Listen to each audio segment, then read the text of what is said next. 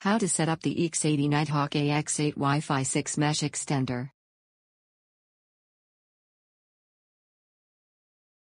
Plug your Netgear EAX80 to the electric socket.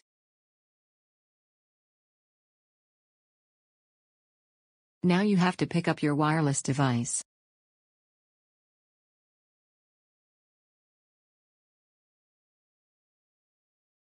Connect your Netgear EAX80 with your existing Wi-Fi network.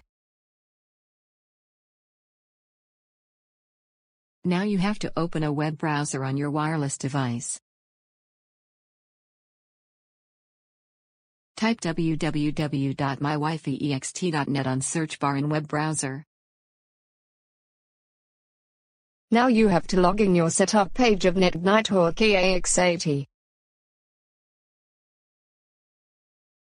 After login, follow the on-screen instruction for Netgear EAX80 setup.